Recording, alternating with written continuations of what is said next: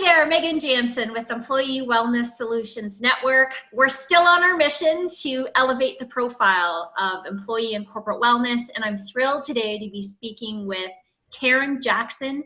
She's a senior advisor at Excellence Canada. Karen, thanks so much for discussing today this very important topic of healthy employees and employee well-being. Happy to do so. Thank you. Thank you, Megan. Karen, you've been in this industry over 25 years, a long time, and you've had several different experiences with the promotion of healthy workplaces. We see such a high focus on healthy workplaces, employee well-being. It's really becoming a very booming and interesting industry at the same time. Is this focus on workplace health making a difference, in your opinion? What's the impact and maybe some outcomes you're seeing? Okay, thank you. So I think it's taken a long time to make an impact, but I am seeing, and I really do think that we're seeing some of the impact now, especially with the recent emphasis on mental health, more in the last few years, really, and that broader awareness and a greater emphasis on also on the strategic value of wellness. So placing wellness is a higher, strategy. And so organizations like Bell and like Manulife, who are real leaders in this work, have adjusted their benefits and also raised the profile around mental health. And they're starting to see results in terms of their benefits utilization and their claims. So it's early stage, and these are real leaders in the work, but they're starting to see some benefit coming out of that. And then organizations that have put wellness really right up there as a strategy, as a strategic priority, are also starting to see results in terms of improved morale and engagement and better culture. And so, we're starting to see it. It's taken a long time, but I think that the recent emphasis, as I said, on mental health has made a big difference. And I think employers almost have to understand, though, that it doesn't happen overnight. It's not a quick fix approach, that we live in such a society that we want to make change. We want to make change now. And do you agree it takes time, it takes traction, it takes culture shift for some of these results really to be seen? Mm-hmm. It really does take time. It's really a multi-year change initiative for many organizations, depending on where they're starting at.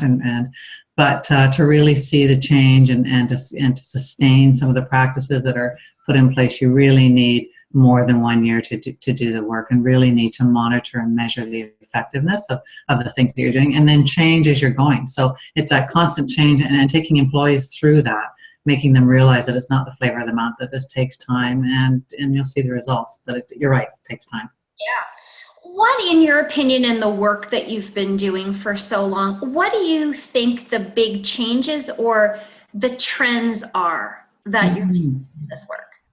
Yeah, so some of the things I'm seeing in some of the organizations is just this real emphasis around social wellness. So the whole, relationships, connections in the workplace, teams, that community feeling, and establishing, they're building practices to really promote the social wellness aspect. And, there's a lot of emphasis around isolation and loneliness and the benefits of that connection. So there's a lot of emphasis in that I'm really seeing. And another one is putting more emphasis on designing and the building.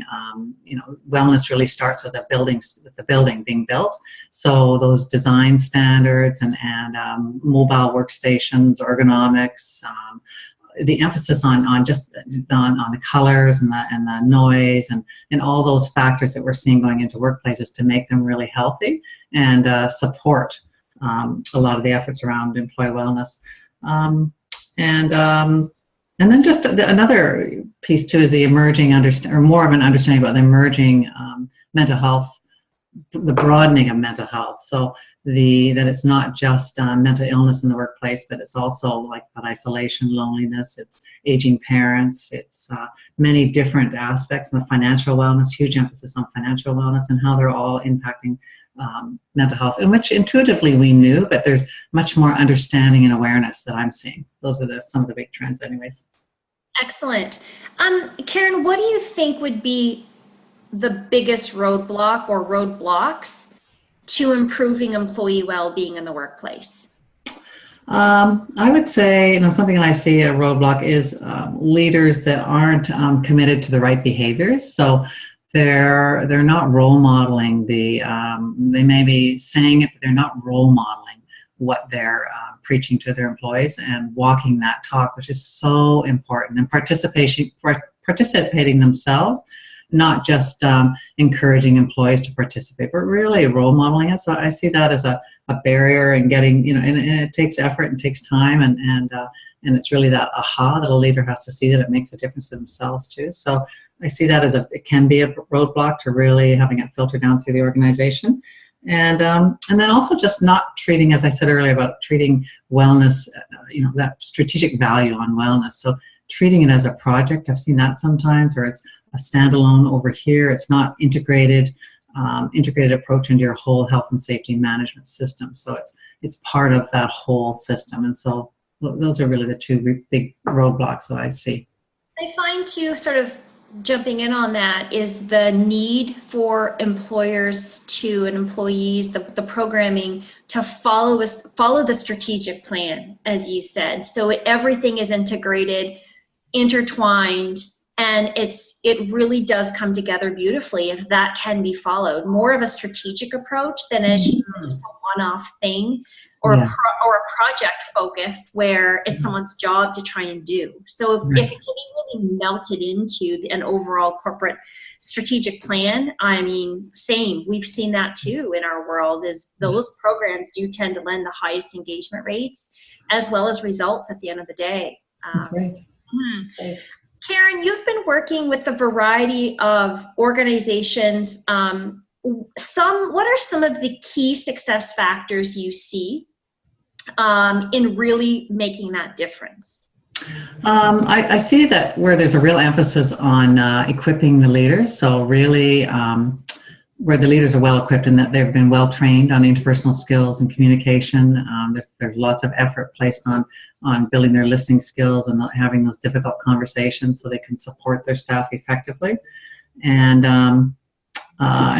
also, tackling those key issues in the workplace environment, that willingness to tackle those key issues like mental health, opening the kimono and dealing with it, and engagement and presenteeism and stigma. So really being willing to tackle them, because they're not easy. We talk about it a lot, but it's not easy to do. And it does, as I say, open that kimono a little bit. And that real importance of integrating wellness into a comprehensive approach. So, there's lots of focus on mental health, but occupational health and safety is over here. You need to really, move towards integrating the whole health and safety approach, like I said earlier. Yeah. Well said. Karen, as we tie up our discussion today, are there any last thoughts, last points you'd like to make before we wrap up? I think, what's really key for leaders in this work, or for any leaders in trying to bring wellness into their organization, is really being proactive and taking that preventative approach, and right from the get-go. And in doing that, you're ahead of the game. You're willing to commit. You're setting that stage. You're role modeling, and then people will follow. Just as we know, in good leadership, people will follow, and it's all good things. It's good for the organization. Absolutely. Well said. I love that. Thank you so much for sharing your insights. You've had such lots of experience and lots of stories and working with some pretty amazing organizations. So Karen, thanks for your time today in enlightening us and helping us with our mission of continuing this conversation. Thanks so much. Okay. Thank you very much, Megan.